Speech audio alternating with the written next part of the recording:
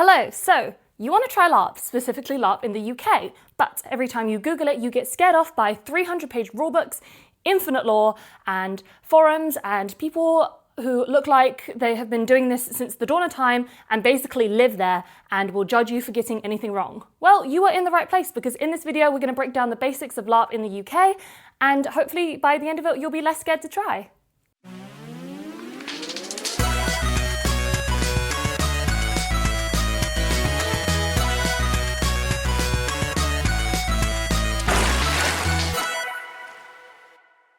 If you're in the UK or curious about how the UK system works, and you're slightly curious about LARP, whether you're into D&D, cosplay, fantasy books, or you just want to hit people with swords in a socially acceptable way, I'm going to break down exactly what LARP is, the different styles you'll see in the UK, and how to get started without spending a fortune, and most importantly, how to survive your first event without spiraling. Because my first event, I did so much spiraling. This video will be everything that I wish that I had when I was first starting out. So, let me say, your first important piece of information is that your first LARP is not going to be perfect. It will not be perfect, and expect it not to be perfect and manage your expectations accordingly. The first LARP is going to be way more about learning how on earth it all works and deciding if you want to be part of it. But you can only prep so much, and the rest is literally just going to be learning in the deep end. First of all, what the heck even is LARP? LARP stands for live action role-playing.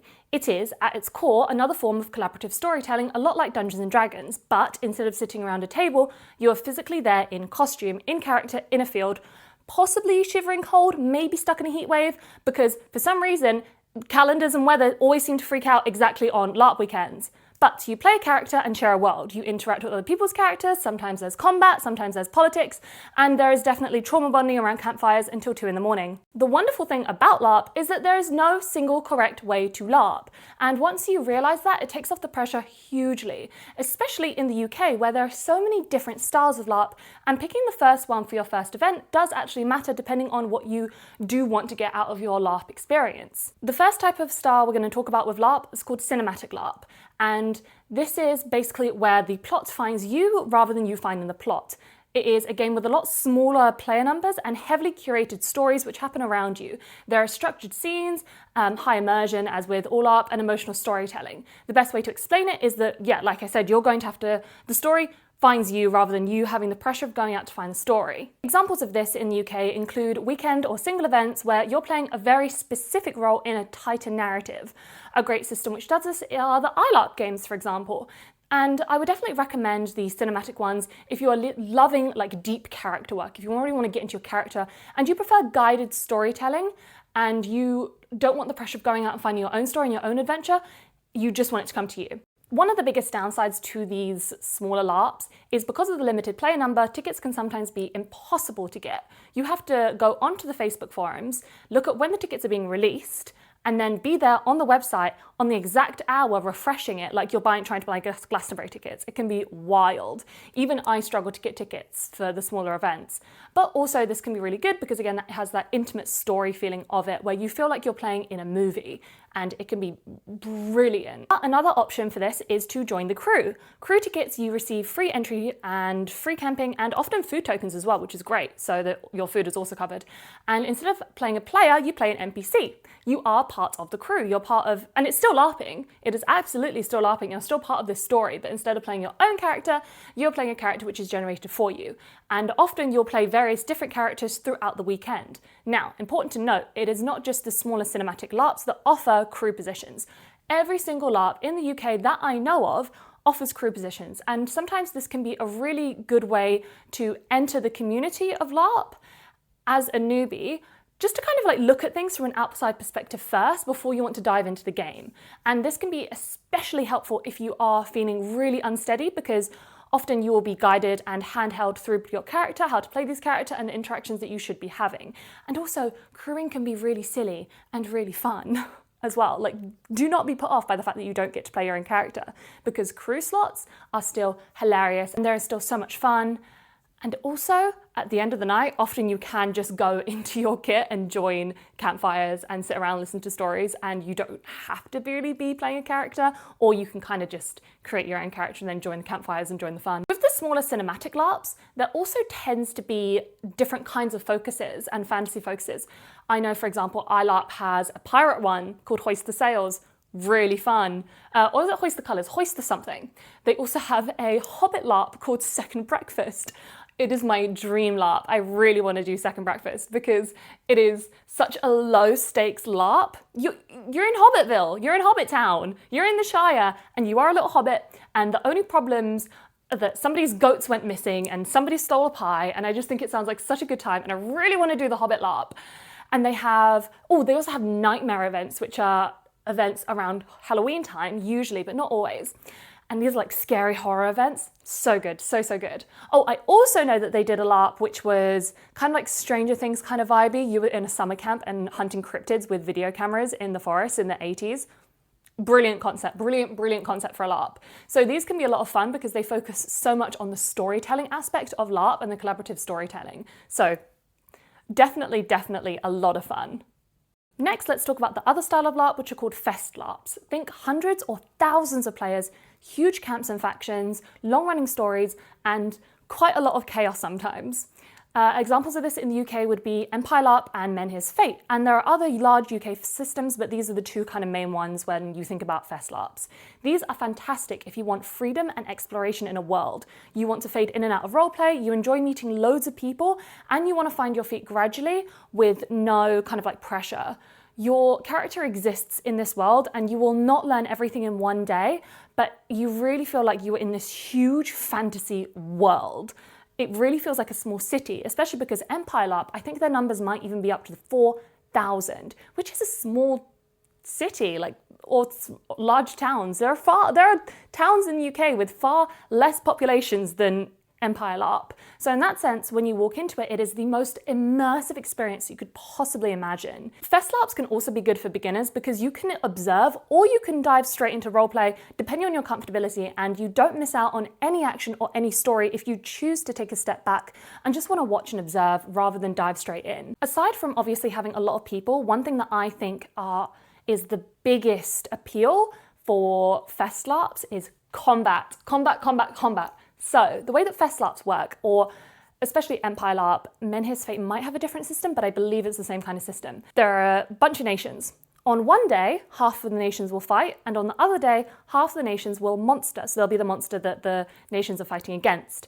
And essentially means you have as many on this side as you do on this side. If you have 1,500 people fighting, you have 1,500 people that they're fighting against, and these can create big, huge cinematic scenes. Imagine like a long line of people as far as you can see from this side to as far as you can see on this side, all charging at each other with swords in hand, giant spears, just ready. And people are falling down. You hear people shout, "Healer! Healer! We need a healer!" You can hear people running down the thing like, "We got new orders from the field marshal. We have to go through the woods." It is chef's kiss amazing. The combat is so good in these Fest LARPs. Another advantage of Fest LARPs is the economy. You have fake money, which circulates around the economy, and money gets pumped in, money gets taken out, and it really has its own kind of system. You can buy pizzas, you can buy fake drugs, you can buy little craft things, you can buy sets of dice, all with this fake currency, and it all circles around. So it really is this like self-regulating system of money, which is so cool because again, you're in a small town. Oh, and don't even get me started on the nightlife of Fest LARPs. Phenomenal, so good. I said don't get me started, I lied, we're absolutely gonna get started. So imagine full tents, huge tents the size of your living room, which have been turned into bars, and there's fire pits around everywhere, and people are toasting to the fact that their friends didn't die, or they didn't die in the battle earlier, or they're sending off the spirits of the friends who did die, because you do die. I've died a few times. Lost some really fun characters to deaths, but it's fine, it's all part of the game. It's like D&D, right? You get emotional attachments to your characters and then they die. It's the same in LARP. But in LARP, it feels like it hits heavier because you're not just around table, you're living them, you're playing them. But that's a tangent. I could make an entire video on LARP deaths and how they affect your psyche. In fact, I'm pretty sure you could do an entire psychology dissertation on it. It really hurts. It really fucking hurts. Right, so Fest LARPs. As you can tell, I'm a huge fan of them. Empire LARP was the one that I started with. The downside of them, though, is that you have to go out and find your game. Game will not find you. And a lot of players find themselves very lost because of this. I would say If you're starting out with a fest LARP, which again, there is nothing wrong with starting out on a fest LARP, and it can actually be a lot easier to get tickets, my main piece of advice would be go in with a medium. Nobody will tell you this. Take notes. Get a pen, get some paper, take notes. Go in with a medium. Go in with something to do, whether that is selling cupcakes, whether that is fortune telling. So that was what I did for my first LARP. I had no idea that fortune telling was technically heresy in the LARP Empire world. It's fine. Actually, that became a whole thing later on where I was like, hi, I'm not a heretic, but you want your fortune read?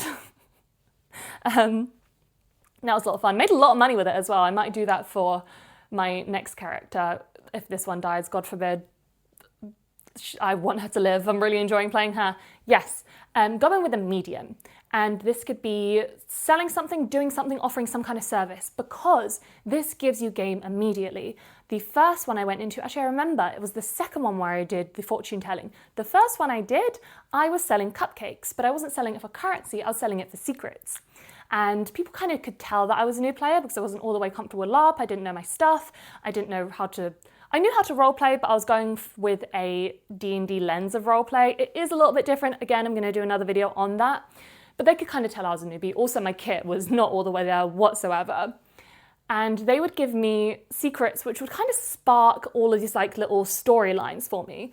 Ended up going on this huge big run about like the Forgotten Empress and her true name and how people in the Empire didn't know this and how it's a forgotten piece of history. Really a lot of fun. But go in with a medium, it can completely give you something to do off the bat. Now I've explained both systems, but you might be asking yourself, how on earth do I choose? Well, I'm here to help.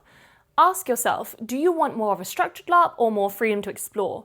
Do you want emotional scenes or do you want more social explanation? Do you want a weekend story or do you want a long-term character? And this is the important bit, you can just explore them. Every system has onboarding resources. Use them. Ignore the veterans, argue in the comment sections, those are not your people yet. Usually there are also new scheduled player events at the events themselves, where you'll have the chance to make pre-game connections and you'll be able to talk to referees and veterans about how the whole game works. Furthermore, if you're worried about choosing a system because you don't know anyone there, please go alone to LARP. Don't let that be the reason you don't go to LARP. I'm begging you. Every single LARP that I know of has a Facebook group. I know it's archaic, but for some reason, LARPers love Facebook. Anyway, people are posting all the time like, hi, I'm new, I'd like to make some friends before I come. And each one of those posts has 30 to 40 comments saying, hey, I'm here, or I'm gonna be here, or you can find us here, come and find me, or come and make friends, or before time in on Friday, come and find me at this pitch. And they all mean it. Every single one of them knows how intimidating going to LARP alone can be, and every single one of them is willing to make friends. So quickly, so easily. You can go into a LARP knowing nobody, absolute nobody. You can end the weekend with 10, 100, 1,000 new friends. Okay, maybe not 1,000, that might be overestimating, but you will make new friends when you're there. Please just trust me on this. You'll make new friends before. Don't let that be the reason you don't LARP, because I've heard that 100 million times. It's not like D&D. With D&D, you need to find people to play with. And there are platforms now which can offer that, and going to your local game shops, there's way around that too, but it can be more difficult. LARP, it's not as difficult to meet people, and people don't really believe that. Please believe me. Please, go to LARP alone. Don't be scared. Come and find me. I'll be at Empire LARP all year and a couple of the Menhirs Fates, hopefully, fingers crossed. Come and find me, I'll be there, I'll be your friend. Then you can go and find me in Valdareth in Menhirs Fate, or I'll be in Dawn if you're over in Empire. Please come and find me and we can be friends. But yes, said it 15 times, really, really, truly mean it. Don't worry about not knowing people before you go to LARP. And that shouldn't be the reason why you don't pick a system. For example, if you have a lot of friends that go to iLARP, but you want to try a Fest LARP, you don't know anyone that goes to Fest LARP, just go to the Fest LARP. Alternatively, if you go to Empire, you've made friends there, but now, or you have friends that go there with you, but now you want to try a smaller LARP. The Facebook groups, man, just please. There are so many people that are aching to make connections and more friends and to be a guide and to help. And everybody has infinite patience for new players, trust me. My lighting has gotten so dark from it raining outside, but it's fine. Now we're gonna run through character basics. Do not overbuild your first character. You do not need a 12-page backstory. You do not need a secret destiny or a complicated accent. Do not overbuild. Do not overbuild. You need a name. You need a reason why you're there. You need 1 or 2 big personality traits that you're going to play on, and your character will grow naturally once they're in play. Trust that. I would say the best way to go about making a character is find a personality that you like to play, and for your first character, I recommend not straying too far from your own personality. Take a few traits that you like about yourself and amp them up. This is my number one thing that I would recommend. Take a few personality traits about yourself, amp them up. My first character was me, but more whimsical. She was a bit more playful, a little bit more giggly, a little bit more girlish, if that's even possible. And it was great. It was easy to sustain. Gonna do a whole video on this one because I think it's so important. LARP roleplay is a lot different from D&D roleplay. D&D roleplay, you only have to do that accent for 3 hours. LARP, you have to do it for 3 days. People do it brilliantly. It's difficult to do for your first character if you're not so confident with roleplay in general, or you don't have any kind of acting background. Sorry, just gonna say it. Pick a character trait in yourself, amp it up. You're you, but you're more brave. You're you, but you're more kind. You're you, but you're more generous. Pick a trait and roll with it. It's my main piece of advice when it comes to character creation for LARP. And again, those veterans probably shouting at me like, no, don't do that. Make your own video. Make your own video, or gently put another recommendation in the comment section. Don't come for me though. This is just my general advice from what I've seen and also my own experience and helping new players. Pick a personality trait of yourself, amp it up. And you can always just change character. If you don't like the character, or you felt like you didn't build them right, or now you have an idea of LARP and you want to go in and do something else, you're like, huh, yeah, I could do an accent for all 3 days. Cool, amazing, do it. Maybe don't overbuild your first one. Your character will fit into their own story. Your character will become their own. Your character will find their feet. If you overbuild, then you're thinking less about the world around you and more internally. LARP is a very external experience that you are internally in, you know? So LARP is as much about the outside world as it is about your internal world.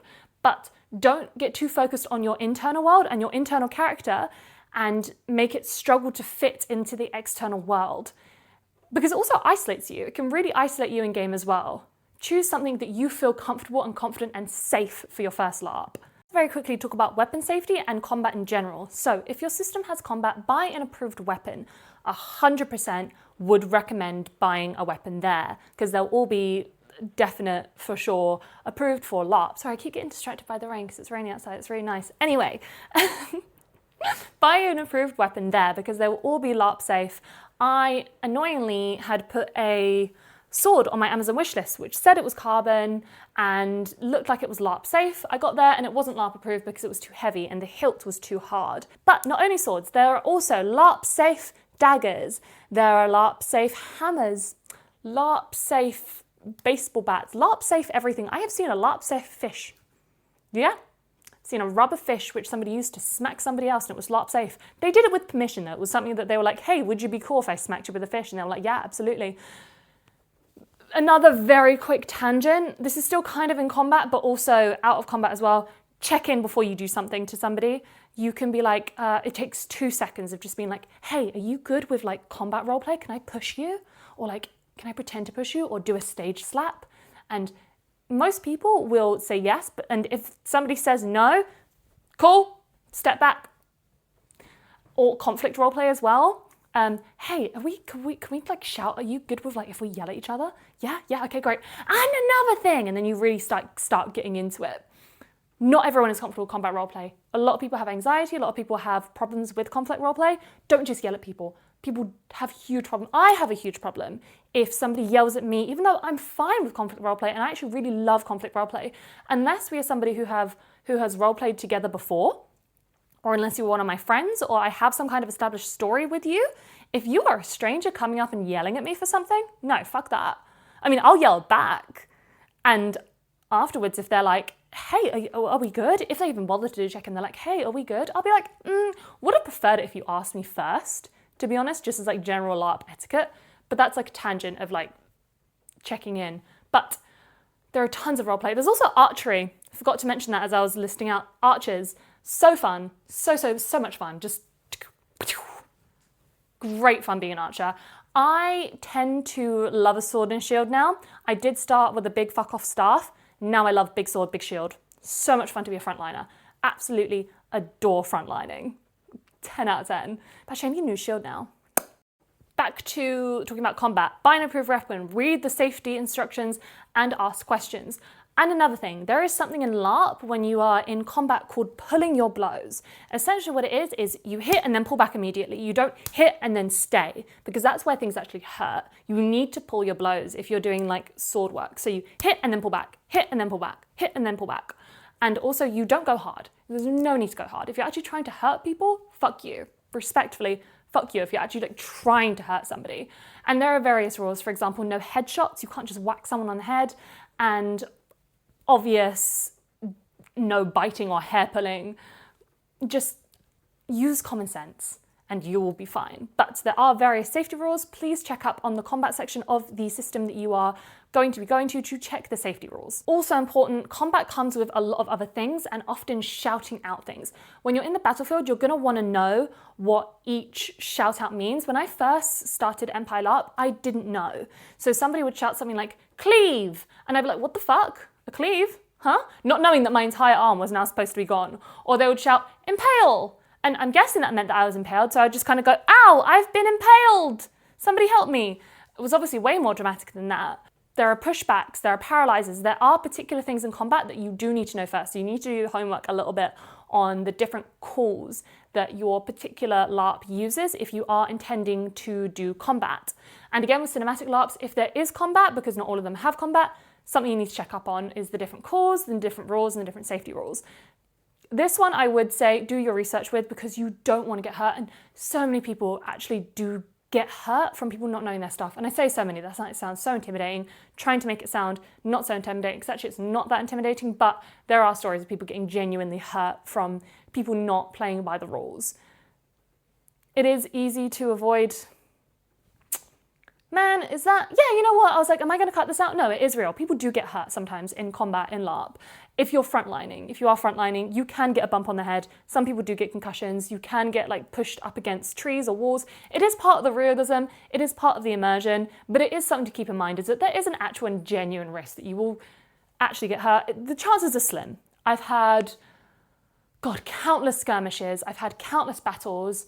Well, I say countless. I've had more than 10 skirmishes, more than 10 battles, and I've never gotten hurt on any of them in any real kind of way other than a couple bruises and stuff like that. But the pain adds to the realism sometimes. Maybe I'm a little bit of a psycho for saying that, but don't be scared off by it at all. Combat really isn't that scary. I'm making it sound scary. It's really not scary. I'm sorry. Truly is not that scary. Also, nobody expects you to be good at combat. They expect you to be safe and communicative, and that's it. Nobody expects you to be a master swordsman. Combat is also not half as scary as I'm making it sound. There is a lot of healer and backline roles as well, like the archers who aren't frontline and still have critical roles in battle. My advice to combat players is listen to calls, like I said, listen to whoever is in charge, and don't go wandering off. No wandering off. Wander off, you die. Stay in the group. Don't wander off. I've wandered off before. That was how one of my characters, don't wander off. And another thing, enjoy the adrenaline. It is such an adrenaline rush. It is intense and you definitely get an adrenaline buzz, but it's all controlled fun. And if it stops being fun, you can always just walk off the battlefield. If you genuinely get hurt, you get a little bit scared, your anxiety starts going, go, leave. Nobody is expecting you to be there, and stay there against your own comfort, whether you're on the side of the fighters or the side of the monsters. Just leave. It is completely okay. And also there are loads and loads of backline roles. My first character that I played, she was a healer. She was a backline healer. I still had so much fun. I still got to see the fighting. I still got to see the battle. Sometimes I actually still managed to get into the thick of it when I wanted to, but then could pull back and go back to the healer block when I wanted to as well. It was that great balance of push and pull. I was also playing a battle mage healer. So I did have a couple of combat spells, but for the most part, I was a physic. It was a lot of fun. I also got to play in the hospital. Again, great fun. And I think with role play on combat and in combat situations, whether you're playing a healer, an archer, a frontliner, somebody who plays music on the battlefields and follows people around and beating drums, you will never feel as immersed in LARP. And this is just my opinion. Sorry. So let me say probably rule of thumb, man, I'm just gonna say it, fuck it, we're going for the generalization. You will never feel as immersed in LARP as you do in the battlefield. I don't care. It is different. the stakes feel so high. You feel like you're going to die. You feel like your friends are going to die. Everything feels heightened. You are genuinely scared. There is an adrenaline buzz. You don't care about how you look. You don't care about anything else. You just want to kill some fucking monsters, man. You just want to kill some monsters. I never feel as immersed in LARP as I do on the battlefields. Again, other people have different ways of getting immersed, and of course there are absolutely other times that I feel fully immersed, but battlefields just hit different. And I think this is one of the reasons I will always prefer fest LARPs to cinematic LARPs. Personally, it's combat. I'm such a LARP combat girly. It's a problem. I will chase that high always. Hence why I'm now a frontliner. But yeah, don't be scared of combat. Give it a chance. If you don't like it, walk off. Unless, of course, you have general medical issues, in which case, don't do combat. Oh my God, I did it. I convinced you not to be scared. Okay, let's talk about kit next and what you actually need and how not to waste your money on things you don't need. Please, let's talk kit, and let me be very, very, very clear. Your first LARP kit does not need to be impressive at all. Every LARP has this idea of being aspirational. So you build your kit as you go. You come with the very basics, or you come prepared to buy the very basics, and then you build up your LARP over time. It's aspirational, and nobody is going to judge your kit early on, I promise you. The very, very basics. You're going to need basic underlayers, neutral trousers or a skirt, simple shirt or tunic, comfortable boots, a belt, and maybe one outer layer like a cloak. Make sure it's warm. And if you're planning to play in the summer, you might not even need it. And yes, you can absolutely start with Amazon, charity shops, Vinted, or things you already know. Not going to hear it. There's probably a veteran looking at me right now who's listened to this entire thing so far just to check I'm giving the right information. Amazon is fine, okay? Maybe don't get everything from Amazon, but a tunic and some trousers from Amazon, it's fine. It's literally fine. I would, however, recommend going more towards Etsy or even Vinted from past LARP people now selling their stuff on Vinted, which actually, again, a lot of veteran players don't even know this. Vinted, phenomenal for LARP kit. If you are a little bit more experienced or you want to go full in straight away, they also have costume sales for theatre shows. I've gotten some of my best kit from theatre shows selling out their stock. Amazing. 10 out of 10 recommend. Otherwise, there is a really helpful list on the Empire website of the traders that are usually at Empire LARP. Little tangent, but you can also buy a lot of your LARP kits at Empire itself or at Men's Fate, especially for fest LARPs. I'm not actually too sure about some of the smaller iLARPs or smaller cinematic LARPs. It would have to depend on the LARP, but overall, if you're choosing a cinematic LARP to start with, get your kit first and do research into the kit. Again, doesn't have to be so fancy, but you will not have the chance don't expect to have the chance to buy anything there. That's also important. So you have a ton of options with kit. On Empire's website, they have an entire list of the vendors that will be there. So if you wanted to get something ordered online beforehand, or to have a look at the kind of things that you will find on the pitch when you're there, or on the fields rather when you're there, have a look through that website. I will put it in the description if I remember. If not, just give it a Google, Empire LARP vendors. But I'm sure I'll be fine. I'm sure I'll remember. But yes, kit. There are also Facebook groups. Again, Facebook groups, kit, buy, sell, and swap. Brilliant. This also shows you how often the pieces have been styled as well, which can be really, really helpful. But honestly, just the basics to begin with. And if you're going to a fest LARP, buy the rest there. A quick tip, I would say, because I'm probably going to do more videos on like how to put together a LARP costume like in full. Probably do like a full length video on that because you really can do. But quick tip, layers are your best friend. This was something again that I learned, but layering an outfit, having various layers to one can really up your game in terms of kit immediately. And also tat. Random things attached to your costume, again, elevates it and gives it a real sense of character as well, which is exactly what you want with costume, because your costume should be a direct kind of reflection of your character and what they're about. Somebody should be able to get a sense of your personality through your costume. Again, no pressure though. Please don't feel pressure about kit. It's totally fine. It's totally aspirational. If you don't have that much of an idea of your character yet, go to your first event with the basics and then you can build your kit from there. And if you are going to Empire LARP or Men's Fate, you can buy your kit there. Buy your kit there, buy your kit there, buy your kit there. You can try it on.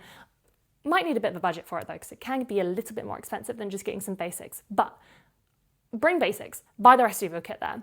They are sectioned out, and you can ask the vendors, hey, I'm a new player. I would like to play in the Brass Coast. Hi, I'm a new player. I would like to play in Varushka. Do you have any kit for sale which matches their aesthetic? And they'll probably say, hi, so actually for Empire LARP, we separate out the nations. So you can just browse specifically for your nation. Not had the chance to go to a Men's Fate, so anything I say won't be kind of as accurate. But again, it's all aspirational. People's kits are amazing. Don't be scared off by this. Nobody is going to judge you for your kit. My first kit, the first event I went to, came in Nike trainers. Came in a pair of Nike trainers, ankle up. It was fine, was great, brilliant. My feet had a pair of Nikes. It was not good. After that, I got some like great looking Doc Martens, which served me so well for LARP and still serve me years later. But I had trainers and a dress that I got from Etsy and not much else. And I still had just as much fun. And because of my sheer confidence and audacity, I didn't feel that judged.